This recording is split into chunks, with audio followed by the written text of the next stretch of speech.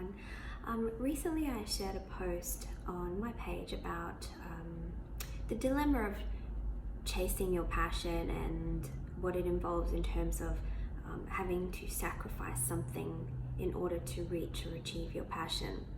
And it's a really good watch. If you haven't seen it, just jump online, have a look. It's great. And it refers to the theory of having the golden handcuffs. And the golden handcuffs are about feeling trapped, a bit symbolic. It's kind of like where you're trapped by your financial earnings. So like the more you earn, the higher your financial commitments are and the harder it is to let go. So I just wanted to elaborate on that a little bit and share some of my personal experience and also my perspective on that.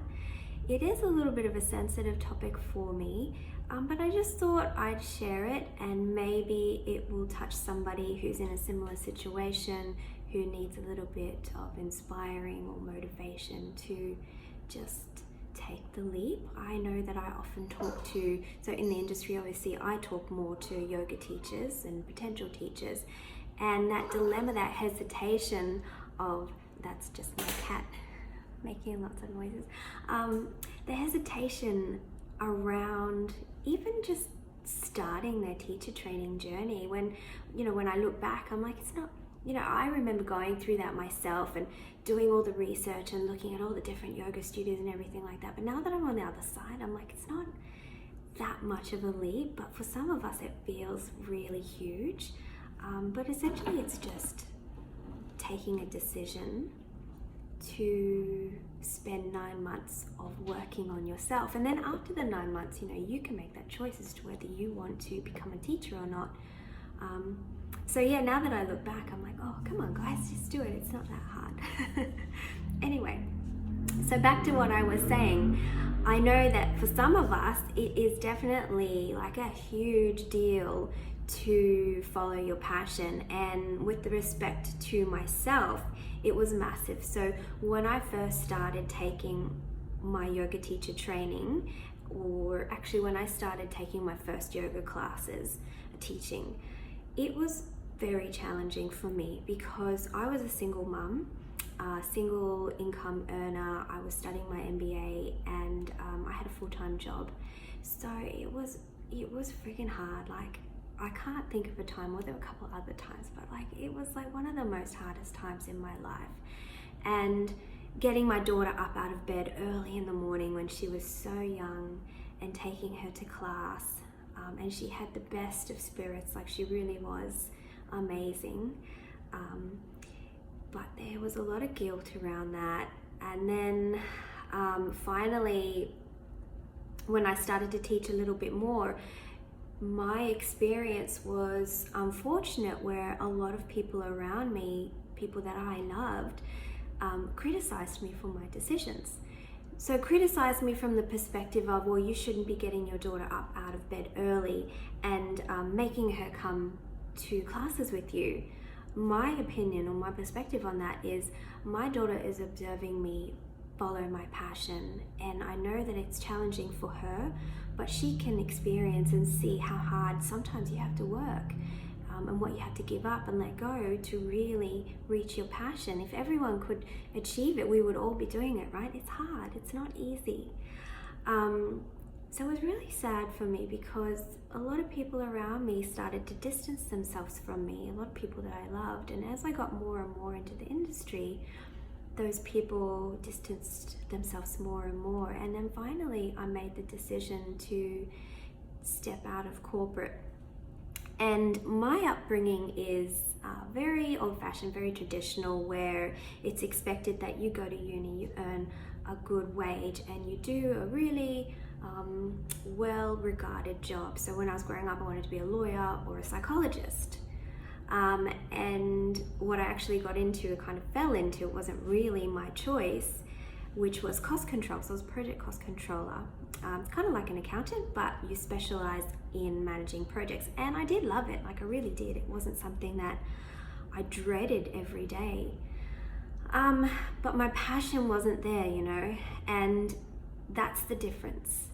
I wanted to do something that I was passionate about, and I'm passionate about helping people. I'm passionate about sharing how we can change our lives, how we are so empowered, but we've just got to find that and then tap into it.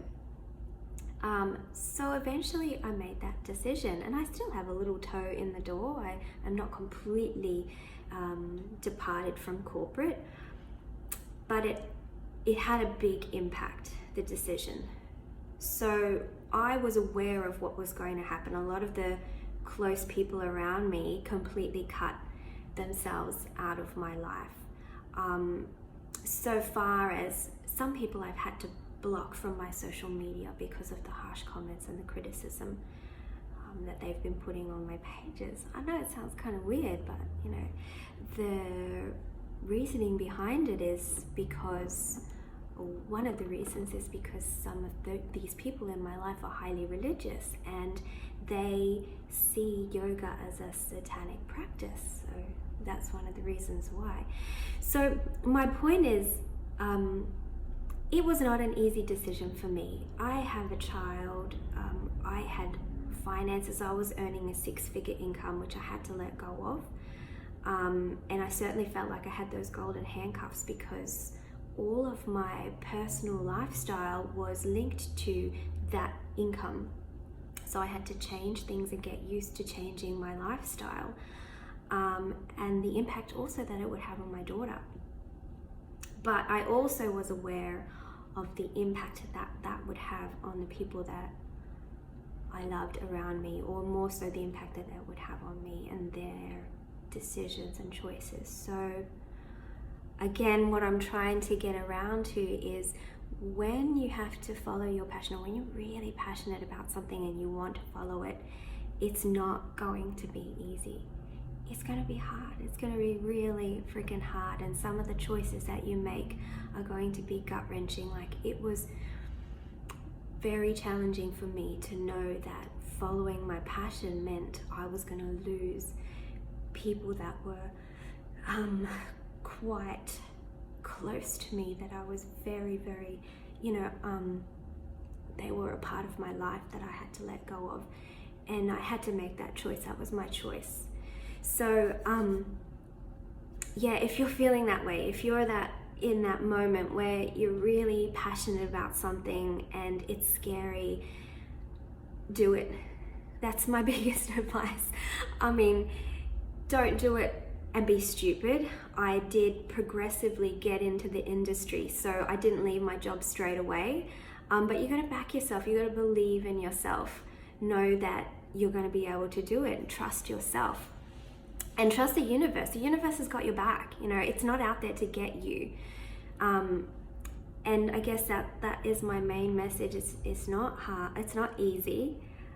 For some of us, it's going to be really challenging, and there's going to be outcomes. You're going to be prepared for the outcome of what potentially your choice could mean for you. But I don't regret it. It still makes me sad every now and then. But I feel free, I feel like every day I can be myself. I don't have to squeeze into the suits and the high heels. I can if I want to, but I don't have to. And I'm changing people's lives every day, and that's what I love. That's what I'm passionate about.